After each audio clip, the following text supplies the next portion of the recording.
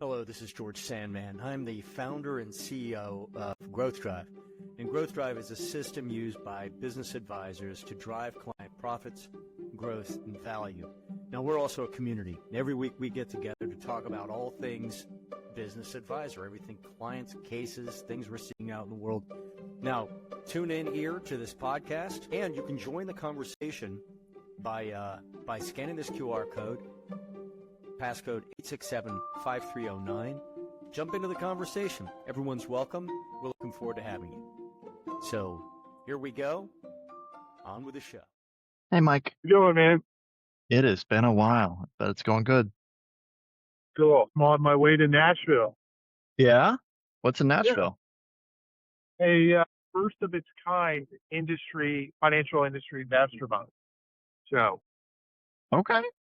yeah, a friend of mine is putting it on, and they've got some huge industry sponsors, Raymond James, Truist, right? So you got people representing the big firms, and you've also got some people like me. So cool. Awesome. People like you. Yeah, Give yourself a little more credit than that. no. I mean, like I've known about it for a year. I was like, told my friend, I'm like, this is absolutely brilliant, and I had no expectation that I would ever end up being invited just because it's her deal, right? But the more that she developed it, built it out, the more it became clear that they needed somebody in the room that could represent the actual real day-to-day viewpoint of financial advisors in the field.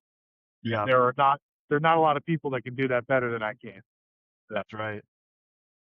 Yeah. And the reason is I've worked with, interacted with producers at all of those big firms. Mm-hmm. Man, that's really exciting. That's really cool that you get to kind of go and be a part of this, what sounds like a gigantic event. Well, it's only 40 people. Interesting. Yeah. Well, it's a mastermind. So is it invite only, essentially? Yes. Invite. Okay. That's still pretty big. I'm not saying big as in size, but big as in like important. Like these are where the heavy hitters are going to be. Yes, it's the room. Anyone that is looking at being aware of and or interacting at a macro level in the United States financial services industry, it's a room you want to be in. Right. No, that's super exciting. Yeah, no, it's really good. So I'm bringing a couple of cases of my new book down, and we'll see if anybody wants a copy. I love it. So how about you? How's business? So still addressing the same thing that I've been addressing for the past several months, trying to get that first client. But I'm really working with a lot of different COIs. There's a lot of people that have said that they're like, I have this business owner that you should really talk to type of thing. And we're just kind of working on those, getting them to pan out. And as soon as I have that first real proof, I think things are really going to take off because a lot of people resonate with what I say. So it's all about just getting that proof down. So you're getting the meetings with the business owners, or are you trying to get the meeting? Still trying. Still Okay. meetings with COIs. Though there's a few that have been, like the COIs will say you need to speak to this person, right? So I'm getting closer to actually having those conversations. What if you're open to it? What are you saying when they say that? It kind of depends on the conversation. It's very much very conversational, but most of the time it's be like, I'd love to have that conversation and see if there's a fit. Okay. So are you open to something that will work a lot better? Yes, absolutely. So I want you, and this is really important, and I don't give this advice to everyone because you actually have to believe in people. If you don't believe in people, this doesn't work. I want you to assume they're telling you the truth and act accordingly. Okay. If they're telling you the truth, they want to introduce you. What I would say, and what I always say when that happens, I say, great. How about if we text them right now? You include me on it. Saying, and I move them to a limited action, right? So meaning they don't have to give you a testimonial, right? They don't have to. Yeah. Everybody's defaulting to trying to sell you, and you need to recalibrate them back to they need to introduce you. And so Mhm. assume that they're telling you the truth. Assume that it's not just social prattle, and say, "Great, who is it?" Right? Don't say things like, "Hey, that would be wonderful," or whatever. You say, "Great, who is it?" Because Mhm. if it's real, they'll tell you the name. Right. If they won't tell you the name, you say, "Hey, good, I can like, since you're uncomfortable, if you don't mind me asking, why are you uncomfortable sharing me the name?" Right? Mhm. Because you need to. People don't understand that risk mitigation is generally factored around people assuming the worst of what you'll do. Right. And if you could And that bring it brings it to the surface too. correct, if you could bring that to the surface Yep. and expose that you're not going to do that, they're either a can't or a won't. Most of them are can'ts, and they go, "Well, yeah." I say, "Look, I'm not looking for it. In fact, I don't think you should want to deliver some massive testimonial and take a lot of personal risk. Right. But what do you say about just doing a three-way text? Say, hey, I'm sitting in front of another friend of mine. It's somebody I think you would really benefit from meeting, and I just wanted to introduce you guys. I'll follow up with a call later." And what I try to do is I sequence the immediate action, Stephen, with a follow-up action that's going to give them confidence of safety. They're Okay. able to now follow up with someone about a defined action, which is an introduction's been made, versus trying to figure out how to create an introduction. You know, Mike, let me attest. I'll attest to the power of what you just described. You have referred many people to the Growth Drive community with doing exactly what you just described. And I actually have personally adopted that. Hey, you know, you should know my friend Joseph Frasco. You know, and that's it. It works. It's very effective, very effective. And thank you, Mike. Yeah. Well, you Um, always have to look at this introduction process as a sequence of building trust. So multiple actions designed to appropriately, respectfully, and safely over a series of actions that are measured and thoughtful and low risk build trust. Now, with financial advisors that are restricted on, like, say, text, because financial advisors are a COI, if they can't, like, literally can't text the client, what would be the alternative action that I could suggest? Well, that's actually not true. They're not allowed to text clients about financial matters. So this is not So financial. This is just like social a friendly introduction. introduction, social introduction. Okay. That's a good callback. Okay, perfect. Never forget you're talking to a former 24. No, it was just perfect. Like, that's why I was asking you, because I figured you had an answer to this. Yeah, it's just a social introduction, right? Okay. Yeah. That's awesome, man. Thanks for the tutorial, Mike. it was, I was just talking to my friend, Steve. Amen. Good morning, Joseph. Good morning, Tim. Good morning, Larry, Eric, Mike, Stephen. Silvana Nani is going to be joining any moment.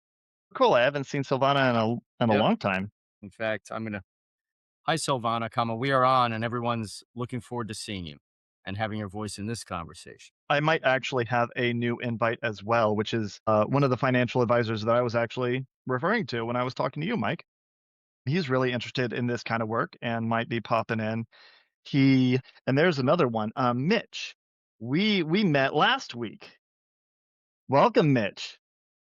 Did you guys get together for coffee? We're about to. We're going to, I think, next Monday. Think so.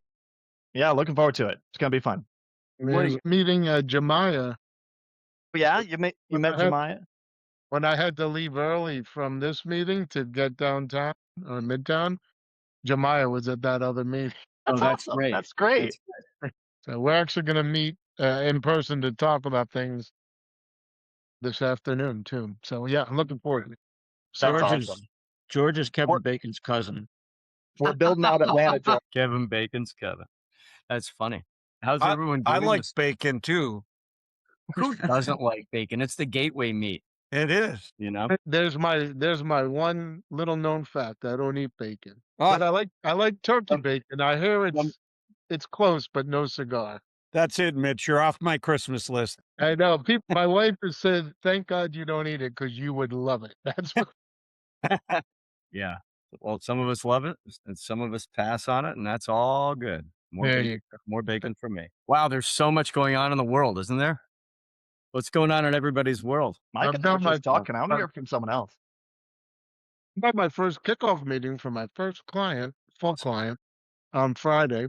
So I've been studying all your stuff, George. I'm like your student.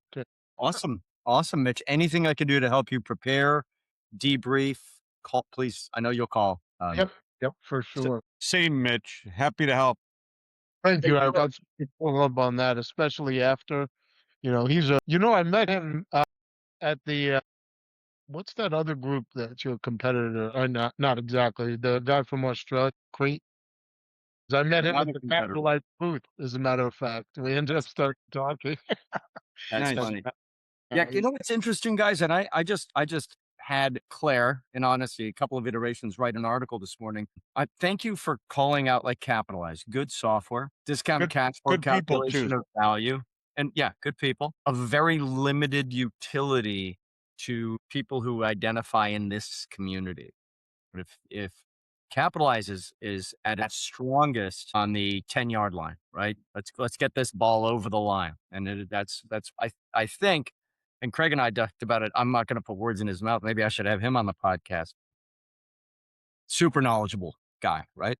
Been in this industry longer than I have, I think. And a Capitalize is a discounted cash flow calculation of value that identifies some risks and say, clean this up and we'll get you over the line. If I'm summarizing, then those of you who've used it, please, I want this to be, I'm not trying to mischaracterize. We are strategic capacity, right? We are a profoundly different animal. We lean into making the business easier to run, creating sustainable growth, maximizing transferable value. And here's Wayne himself, because he sent me an article this morning that challenged me. I'm like, okay, well, how, I can put this together in my head. I wonder how our friend Claire would deal with price compression due to commoditization, which is kind of summarizing. Wayne, man, thanks for that article. You saw how quickly I jumped all over it. You were my coffee read, and then I was like, heck yes, we can answer this. I'll post that, Wayne, unless you see some terrible flaws. I want to reread it more carefully, but I had Claire go talk about price compression and commoditization using the global crossing example, for example, is what can happen with what was it called? Irrational exuberance. Irrational exuberance. Yeah. So good morning, Wayne. Welcome. And his iPhone 44. John, how are you, man? iPhone 44, I think, is Larry. So because Larry's 44. Yep. Got it. Yep. So I'll stop there. What's going on, guys? We're looking forward to our next marketing event here, June 16th. We got the man himself, George, coming up for our second one. We got two prospective clients like teeing up right now, going through Clarity One. One is a small mom and pop, what do you call it? Like an intermediate franchisor. They work with a franchise and they have 25 or 30 franchises themselves, and they're looking to exit, and they want to exit for maximum value. So they're looking for insight on that.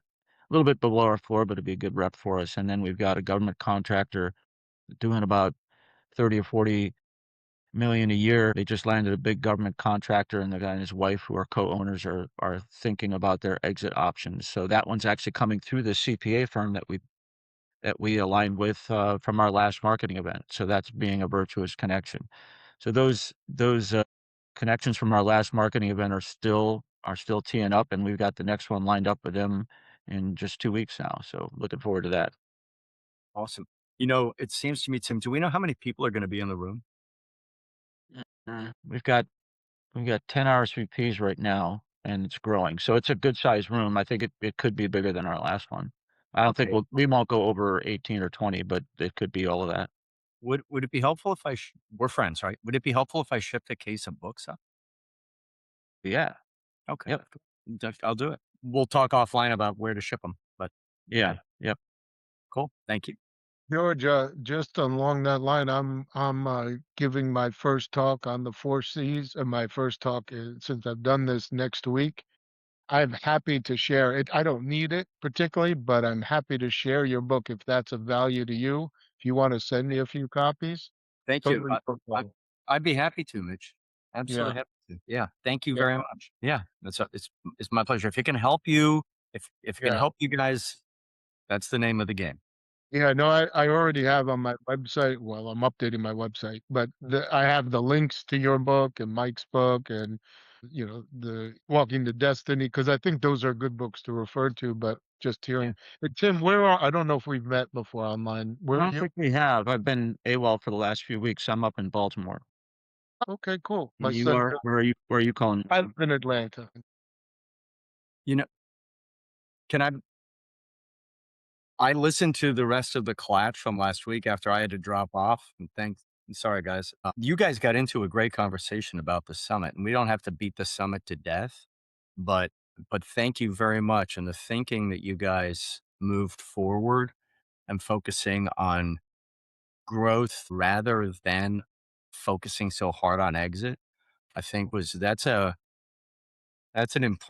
what we do, right? So thank you. Has anybody given further thought to that conversation? I'm not trying to jam I'm trying to turn this into a summit creation workshop. Yes, I am. But any other thoughts?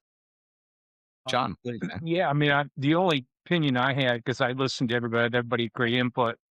I think our goal is to have a good balance, right? Because I think the overlying concept is any good exit requires value growth, at least those considerations, right? I don't think you can have one without the other. So I think finding a good balance between the two. And then, my thoughts were, I think the best summits that I've been to is when there's a combination of what I call working theory, right? Where we're having content discussion around strategies, where there's actual learning.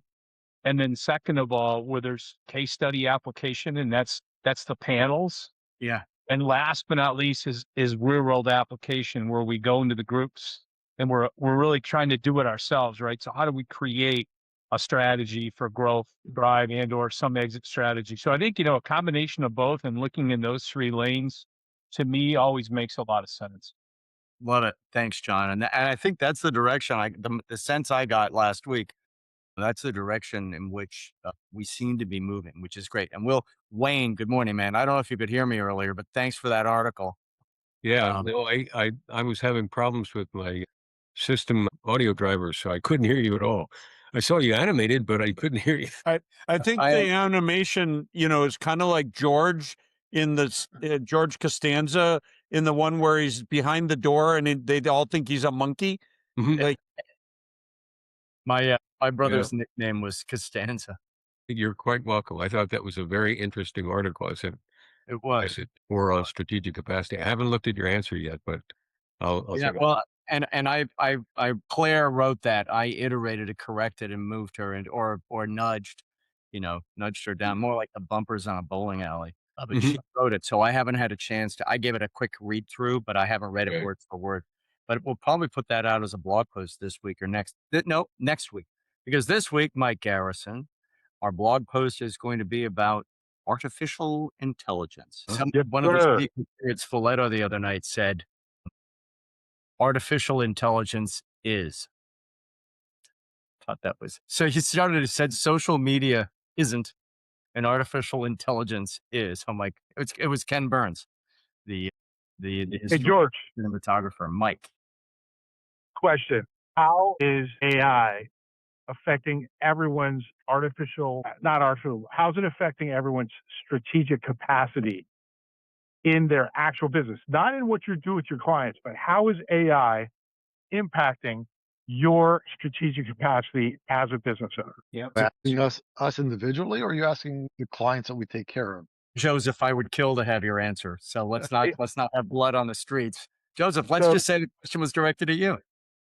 I'm asking as a business owner yourself, because everyone I talk to deflects to what they do with their clients and wants to avoid doing a level one on themselves. So I can tell you my answer is that it's completely restructuring the way we run our business. In other words, we typically look at workflows, and that's the way things have always worked. But with the ability to implement AI, it's redesigning the entire business. Love that answer.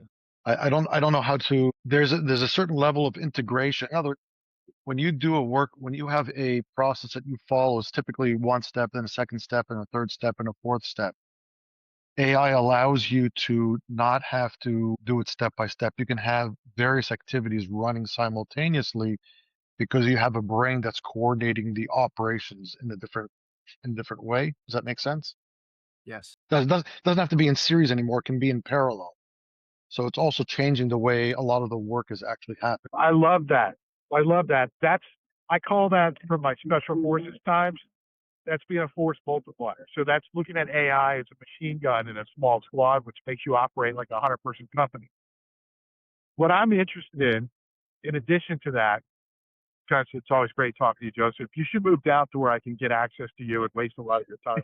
Hey, you're going to love Roanoke, Virginia, Joseph. Yeah. So what I'm consumed with is, what do we do with that? Like, what do we as leaders of consulting and coaching and whatnot companies, how do we then take that time that we should be getting, or that impact we should be getting, and how do we then become better humans in the process? How do we run our companies better because of this AI? I'm not sure I understand the question. Fair enough. So AI is helping us do more, faster, better, structurally.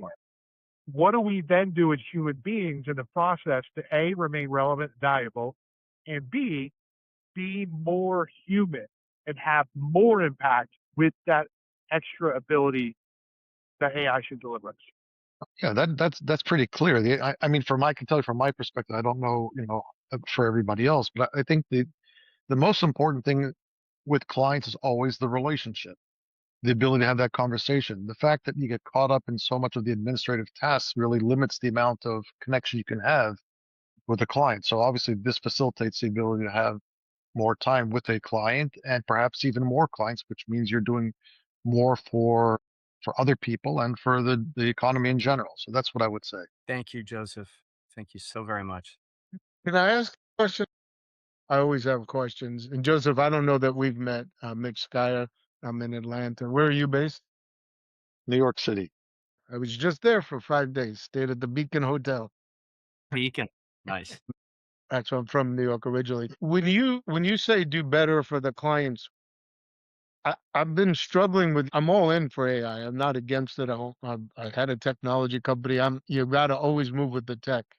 But what I haven't been able to see is how, and it's probably because I haven't used it well and I don't understand how to use it properly, but I haven't figured out how AI can make me better, the whole company, people who work with me and for me.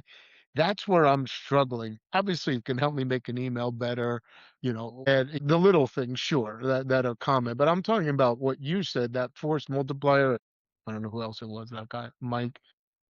Truly making us stronger. I tried to use it to help me analyze a spreadsheet, and it added wrong. I mean, I was like, I looked in the spreadsheet and I said, those numbers aren't right. And I just did, I summed it up, Yeah. and it did. Mitch, those, Yeah. So I would just say those are analytical. Those are analytical skills. I'm talking about something completely different. Mitch, you have a certain kind of personality. You have a view, a lens on life, on the world, on business that comes from a specific area. Have you ever come across a situation where you found that you were missing perspective on something? Perhaps it might be an emotional view of the way someone responds, or perhaps a particular expertise that you are lacking that you could have used in the analysis. My response would be is, if you had the ability to implement, in other words, you could have AI do an analysis on you, so your character, figure out how you think, the way you think. In other words, like your AI brain, if that's the right way of thinking of it. And then you could supplement it with specific skills that you don't have naturally. So the idea would be is, I've now reviewed this transcript I've had with this client, this conversation, run it with this, with these other skills. What did I miss? Right. So you'll have a deeper, better understanding of the client from multiple perspectives. And you now have the ability to deliver a better outcome, a better product. It's really about understanding the client, the situation. Often our backgrounds and our experiences make us have a very tunnel focus in terms of what we're trying to do. In other words, accountants look at things in a very specific way. engineers look at it a very specific way, right? Salespeople look at it a different way. So we have our own biases. The idea is to try and complement the skill set, leveraging AI to flatten out our bias and be able to bring in some perspective from different areas that we don't necessarily have naturally. And we don't have to do that, by the way, with hiring 20 people, right? You can now do that just by uploading these skills into your platform. Hey guys, can I ask a question? I'm kind of relatively new too, so for those that don't know me, I apologize. Just a question. I'm assuming that most of us are, even yourself, Mitch, as you're getting into the consulting world, we all kind of have a process, right? We have kind of a procedure or a way that we work with clients, whether it's focusing on growth or exit strategies or a combination.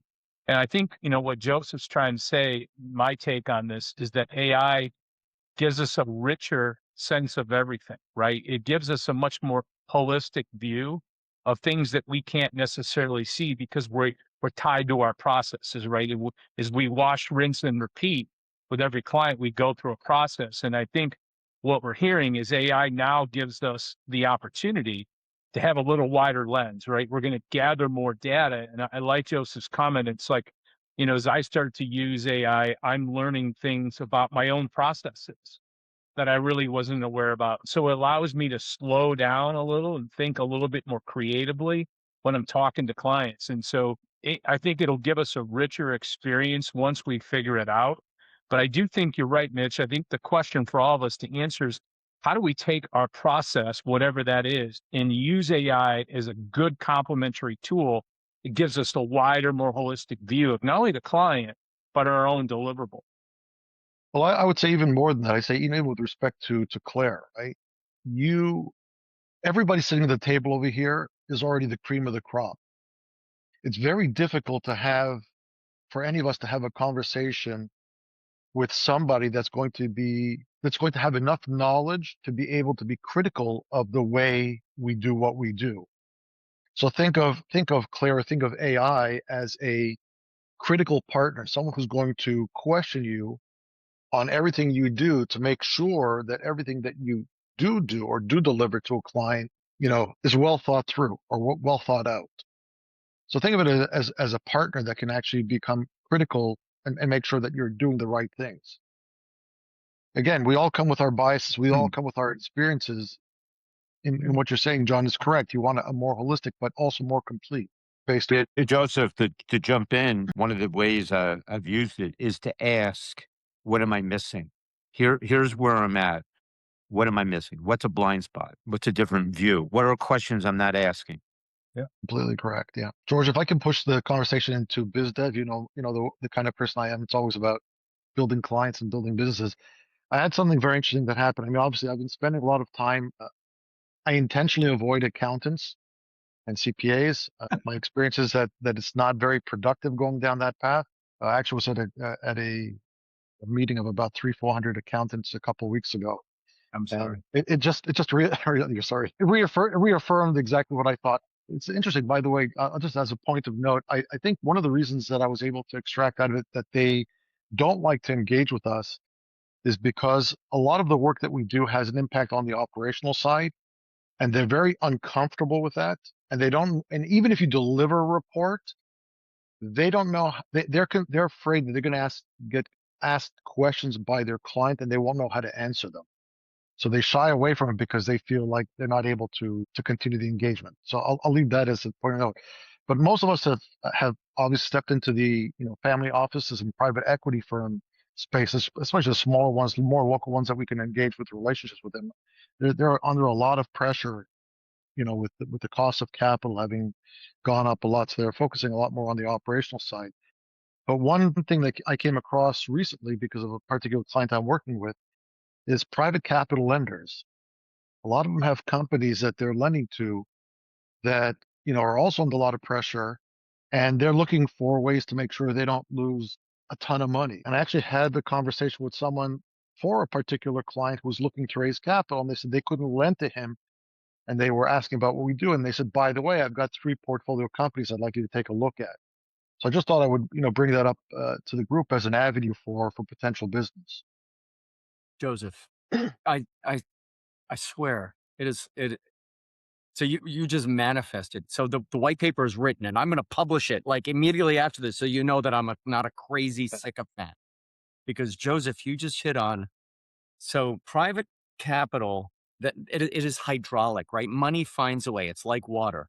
And private equity is, and I'm going to get on my soapbox for just a moment. Private equity, we think of them as the buy, build, sell. Great. We think of them as the buy, glue on, sell. Great. We think of them increasingly as the buy a minority position and sweep cash, create an annuity stream from future cash flows. Great. They're also getting into half of the private equity capital that's currently available to the market. Almost half of it is debt, private equity backed debt. So Andy Weeb wrote an article, a first pass at a white paper that was excellent. I took those ideas further and got really leaned into the asset class business and those three private equity models, those three private capital market models for generating return, and looking at strategic capacity and an understanding of, imagine. So we know the failure rate, right? Never mind the emotional failure rate, the actual business failure rate of M&A. Depending on your numbers, let's just peg it at 80. I've read articles anywhere 70 to 90. Failure to generate the anticipated return, failure of integration, failure. Great. Never mind the fact that the people who sold the business are miserable. That's a personal issue, and that's a personal planning issue. Right, Mike? So what if we had strategic capacity pre-LOI? What if the acquirer, what if your lender, what if your banks, what if your insurance companies understood strategic capacity before they committed significant resources? LOI, you are committing to bringing significant resources to the table. And as a seller, what if rather than showing up and saying, nothing to see here, don't look behind the curtain, you showed up and said, listen, this is where we're kick ass. And this is where we're going to post acquisition, where we can improve the business and generate the return you're looking for. This is why we'll integrate so cleanly. This is this is what this team has accomplished. Strategic capacity boxes that all up. So, Joseph, I don't know if that's exactly what you were getting at, but you're absolutely right. If we can sit down with M&A firms and private equity groups and potentially commercial lenders, especially where private equity is stepping in because they're so much faster to deploy capital than banks. Imagine if you had synced up with some select strategic COIs, and we're bringing this strategic capacity analysis to the table one way or another. Imagine. Okay, I'm my rant done. Sorry. Yeah, I was just gonna make it more specific. I'm talking specifically about private capital lenders. The default rate for private capital typically is around 2 to 3%.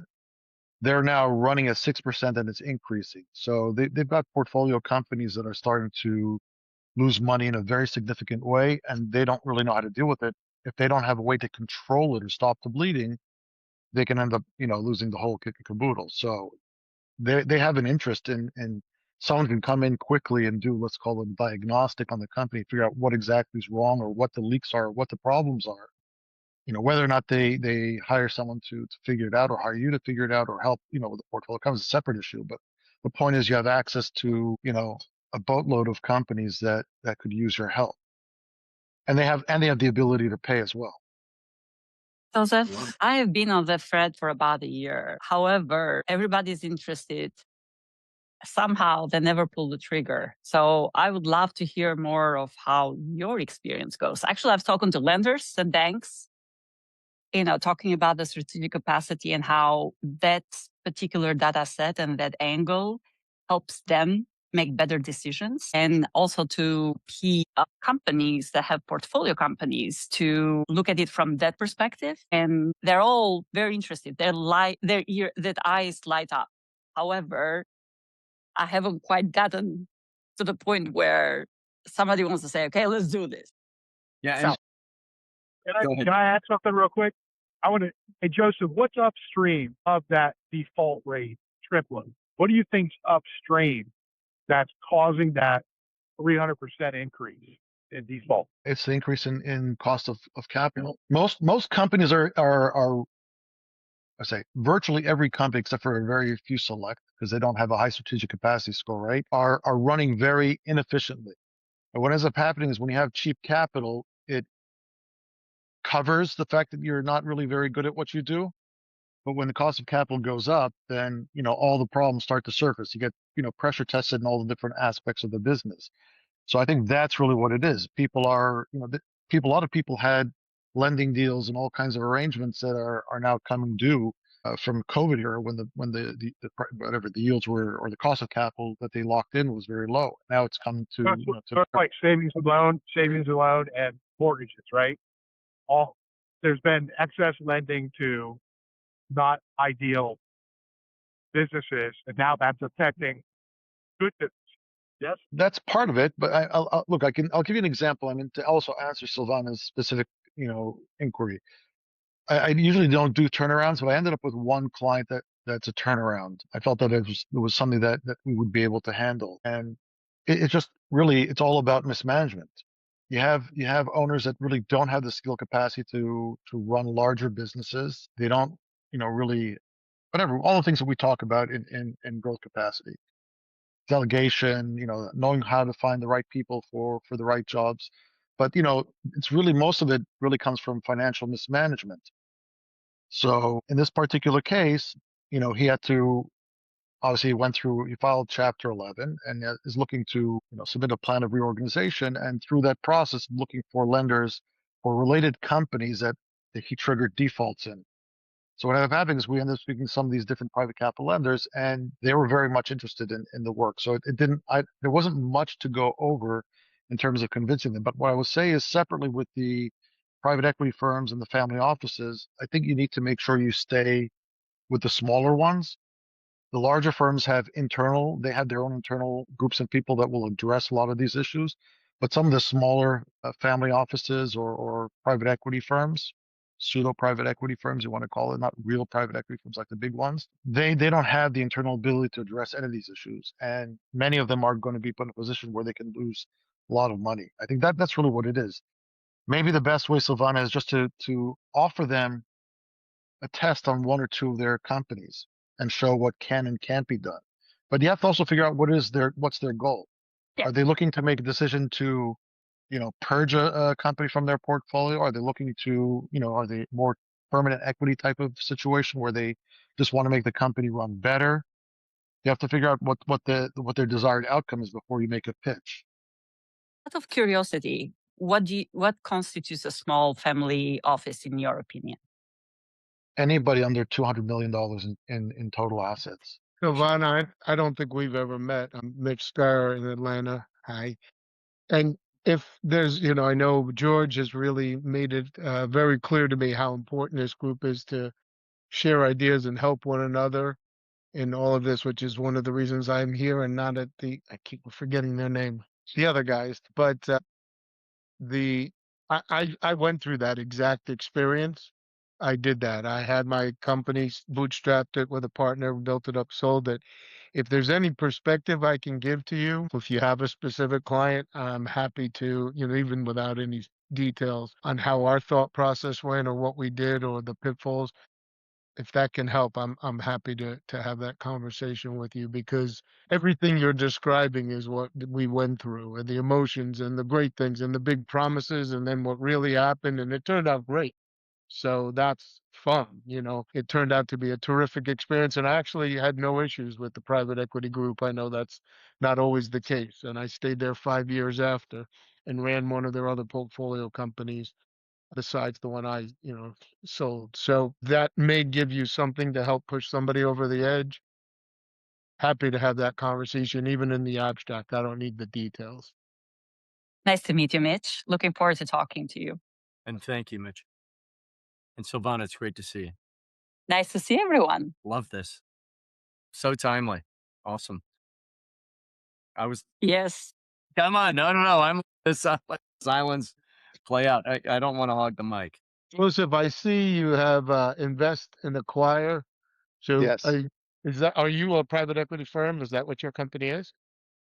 No, I have a separate part of I have a family office, my own small family office where we do some of the acquisitions, but most of the work that we really do is, I hate to use the term because I don't like the word consulting, but let's call it consulting for equity. We basically stepping into companies to do the same type of work that everyone here is doing, but we do it for an equity position in the company.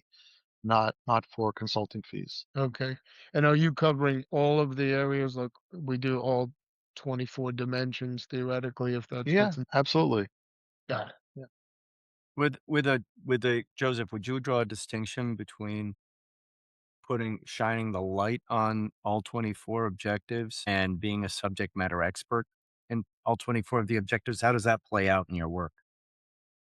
No, so I look at myself as the pathologist. I'm the guy that's doing the diagnostics and figuring out exactly what needs to be done. And we put together a team of experts that can step into a company and do the execution where they're not able to, where either they can't be trained or they don't have the financial resources to bring somebody on board. We put together the team and we come in, almost as again, fractional management to, to help them get to the next level. But my specific function is strictly on the diagnostic side and, pulling the network together. Yeah. So you are the architect. The architect, yes. Architect and general contractor. And correct. contractor, yeah. Yeah. Yeah. Yeah. But it's Design build, baby. Design build. super wise. Yeah. The world, there's the knowledge base. Just from a perspective of marketing, if you went back 25, 30 years, you could have one person that would have enough knowledge to be able to run a marketing department. There's so many components to marketing today. Digital marketing, what kind of digital marketing, social media, paper, print, whatever, all these different radio. There's so many different aspects of marketing today. It's impossible for one person to have their knowledge wrapped around everything. So the idea is if you can identify exactly what needs to be fixed, you can always find the experts that can be project specific to solve the problem. You don't need to be doing it yourself. Joseph, I think the best example, and we all practice it in this example, is medicine. We don't want our general practitioner, our internal medicine guy doing our heart surgery, right? Yeah. We want a heart surgery specialist, right? We want a neurosurgeon. We want a whatever ophthalmologist, right? But back in the day, one doctor did everything, right? They did the surgery, but we're still in that space sometimes when it comes to business. And I couldn't agree with you more, Joseph, that we need to get over the fact that anyone who says they can do marketing or finance or any one of the areas can do everything in that area. Nobody can. Even I totally agree. And I kind of, I want to go back to it. You're making a fabulous point, Eric, that leads earlier. Joseph talked about CPAs and I said, I'm sorry. CPAs are wonderful people, right? Hardworking, intelligent, disciplined, necessary, valuable. But they also are accountants, right? They're basically like, think of them as financial engineers. And I'm making vast generalizations. We have a lot of accountants, Eric, in this community, right? But you're profoundly reformed. And it's going to be interesting to see how accounting firms. Yeah. Well, George, one of the concerns they have, Eric, Yeah. one of the concerns, one of the things that stops them is this exact SME. Well, we don't know what to do about that. I'm like, good. Why that? If you suddenly started giving marketing advice to your client, they would look at you like you'd grown a second head. That's not your role. Your role is to do exactly what Joseph just said. And I've watched some of your colleagues tank their advisory businesses because they couldn't couldn't follow that line. They had to dip into the details. Eric, but this is a resume problem, right? Look at that's a great. I spent my entire career running businesses. I never practiced as a CPA under a CPA firm. So my background is totally different than my brethren who practiced in a CPA firm. Mine's not better, neither is theirs. Mine is better for doing certain things because my experience, 20 years of corporate experience doing, a $1 billion transaction for Johnson Controls, an M&A transaction, right? Like I did those things. That experience serves me well in what I do. And their experience doing audits or tax or both or whatever serves them well doing what they do. And there are certainly people, even in our community, I'm thinking of Mike Desiato, who have actually transformed from doing primarily that to seeing the light and coming over here and doing some of the things over here and gaining the experience to be credible in that thing.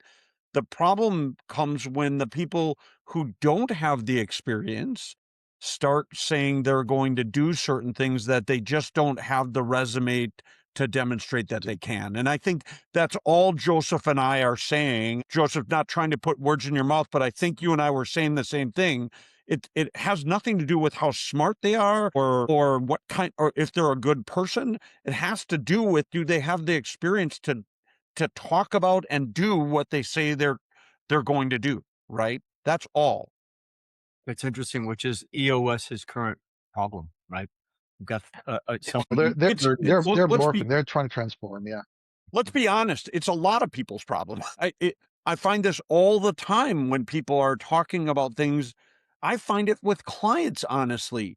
They believe they can DIY a transaction. They believe that, I mean, it's what Joseph was saying before. They believe they can be experts because they read a book on something, right? And look, part of our challenge when we're out there in the marketplace is to actually sit down with people and help them understand how difficult it is. Probably most everybody on this call has kids. How many of us have run into a teenage kid who thinks they know everything about everything? Never happened. Never happened. Never happened.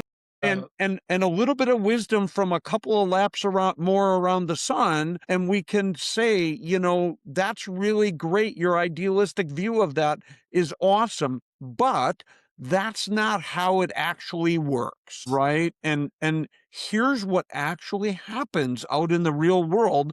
And here's, I can't tell you guys how many times I've said to a prospect, hey guys, they tell me their situation. I tell them, look, your bank is going to call you in 3 to 4 weeks and ask you this question, and they're going to want an answer for it. And by God, 4 weeks later, I get a call from that prospect. How the hell did you know that? And you're like, because I've done this 1,000 times. And every time that happens, the bank calls you for this answer, right? And it just, there's nothing that beats actual experience, guys, right? Like, we all know that. There's an interesting thing I've come across. I've given a couple of lectures on some of the work that we do to larger business groups. And I found something very interesting. You're talking about this concept of diagnostics, right? If a person doesn't feel well, okay, they'll try to self-medicate. They'll take a Tylenol or Advil or whatever it is once, or if they have a flu, try and do something. But if something persists, there's an immediate acknowledgement, I've got to go see a doctor and figure out what's going on. And they'll go to a doctor, and if they walked into the front door of the doctor and said, Doc, I'm feeling this, if his immediate response was to throw out an answer, you'd be like, a little bit taken aback. You'd expect him to kind of check your heart, check your ears, whatever, check your blood pressure, all the different things, kind of run through the gamut and say, okay, this is what I think the problem is. This is what I think you should do. Let's try this, right? That seems pretty natural for everybody. Nobody has that psychology when they try to apply it to a business. If their business is not working, the owner is going to sit there and beat himself up over and over and over again trying to figure out, because he figures he has to have the answers to everything. He doesn't apply this concept of going to an outside party, getting this diagnostic done to figure out what the source of the problem is, and then figure out what needs to be done. And he himself is more than smart enough to be able to execute it. Right. It's not an issue. We're not questioning his ability to execute. We're questioning his ability to see things that. Joseph, let's go back to the design build comment you made, architect and builder, and I said design build, right? It's less hard once you have the plans to actually knock together the wood and put up the structure. I'm not saying there isn't some skill to that. There is skill, and you need to be able to swing the hammer well, and you need to be able to understand how to read the drawing. But there's less skill to that than there is particular skill to being the architect and designing the building so it's structurally sound and so it meets the needs of people, and managing the building of the building. You have to know the building code. You have to know the sequence of the building. You have to know the right contractors who can do the work, right? You have to have good task management skills, right? Project management skills. Like, there's skills to each of those things. There's also skill to knocking the boards together, but that skill is a different skill, and a lot more people have it.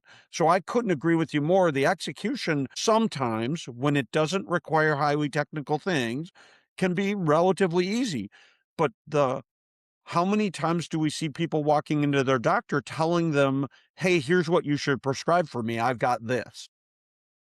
Yeah, Silvana, by the way, that's the sale. The sale is, do you know where the leaks are, where the value leaks are? Yeah. Can you identify? Can you, if I, give me a portfolio company that's underperforming. I'm sure every family office, private equity firm has one. Please explain to me exactly where the value leak is coming from. Why is it underperforming? Yeah. They'll be like, they're not going to have an answer for you. So if I Well, can, if they had the answer, they'd be fixing it, right? right. Well, Right. let's take a step back. I'm not really sure that they can fix it or they look at it from that perspective. I think, there are certain groups, either family office or PE, that because of the way it works, they are not in the business of fixing it. They are in the business of reviewing it and asking for somebody to fix it. I think that is a little bit of a delta, I think, when it comes to all of this. Either they don't know how to do it, or in their thesis, the way that they are going about it is like, well, I have this many portfolio companies and I have this many of them that are going to fail and this many are going to win. So I go invest my money in a way where ultimately in the end I get X% back. Yeah. And that's another thing. I hear you, but I'm not so sure I completely agree with you in terms of the way the PE firms or these family offices are dealing with. I worked in financial services for more than a decade, both in retail and institutional, and I learned something. Returns are relative on the upside, but they're absolute on the downside. If you lose money, even if it's $1, they never forgive you.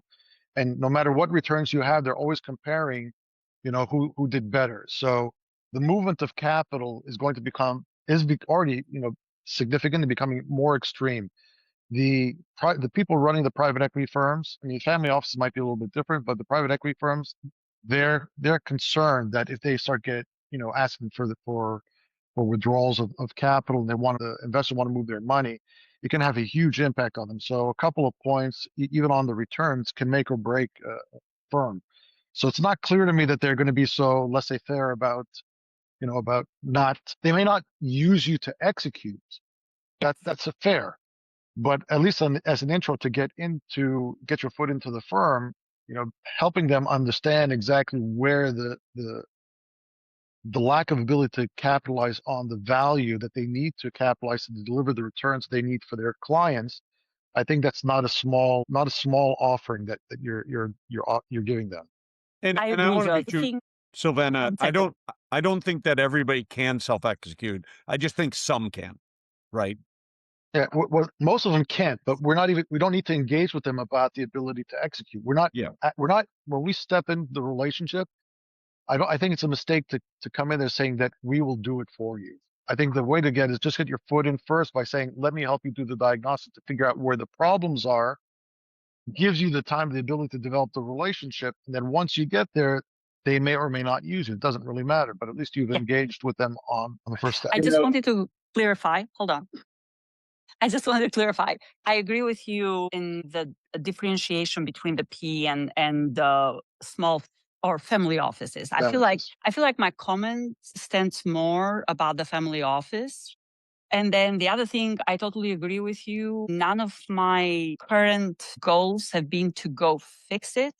It's mostly to diagnose and identify because that's the starting point. And I felt like, at least for these groups of companies, understanding the portfolio as a whole and diagnosing what's the strength and the weakness from that perspective, it could be a potential data set and a tool that helps them make better decisions. So my approach has always been from that perspective, but I agree on whatever you and Eric said. You have to approach it from the pain point.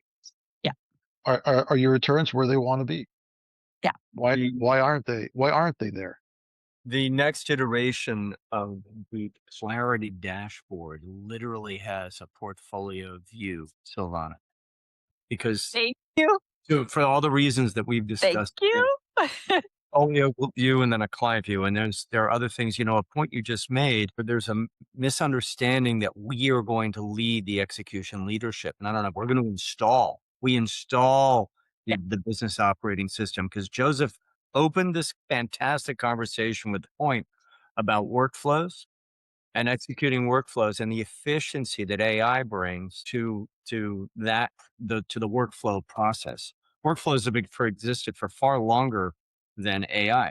So it's coming. It's coming. So well, definitely AI has brought workflows and business architecture to the front of everything. And I think people are very quickly smartening up about the fact that the truth of the matter is, at the crux of successful technology capabilities has always been a really nice merriment between the business architecture of a firm and the technology stack of the firm and capabilities, and how the technology is there to support the business architecture. And sometimes technology takes its own life. But now with AI and the fact that you cannot have effective AI without the understanding of business architecture and the workflows and prioritizing which one is the biggest bang for the buck, then yeah, that's this week's blog post, Silvana, and I'm looking forward. I'm sure you'll always. sorry, I've been up to here building AI practices on this particular subject. So, and working with clients on hand for the last 4 months. So it's been like top of mind. Sure. I'm sure. The 4 minutes, guys, would it be helpful to do a round of key takeaways? It would be helpful for me. Don't look at me. I spoke too much already. You didn't speak too much, Joseph. You bring so much to the conversation. I really, really appreciate it. Thank you. But I'm going to pick on Tim first because he has been uncharacteristically silent. I found out a while back I learn more when I listen than when I talk. So especially when Joseph's talking. Too. That's what my old man. Yeah. I just have found the whole conversation valuable when Joseph started talking about workflows, and we obviously all know what those are. I started mapping out our workflows. And so I'm a big leap forward now than where I was. It was in my head before. Now it's recorded. And I think that's going to give us a great way to take a look at the sort of incremental process for our business, where we can expedite it with AI. I love some of the explanations. I'm going to go back in the transcript and grab the piece where you're describing the 3 different approaches for private equity. That's going to be a huge credibility builder in conversations.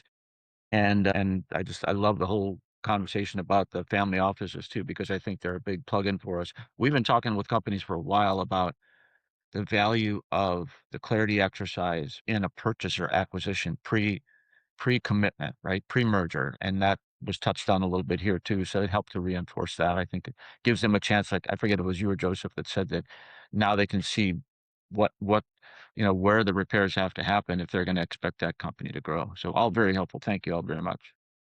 Thanks, Tim. Who are you going to toss? I am going to toss it to our new friend, Mitch. Mr. Scott.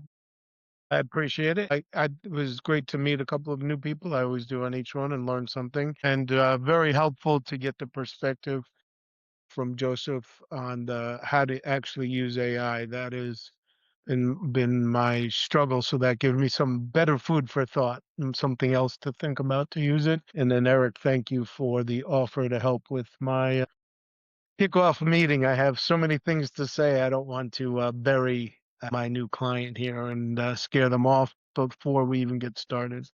1/3 talking, 2/3 listening. I hear you. Yeah. Awesome, Mitch. Thank you. Who do you want to toss it to?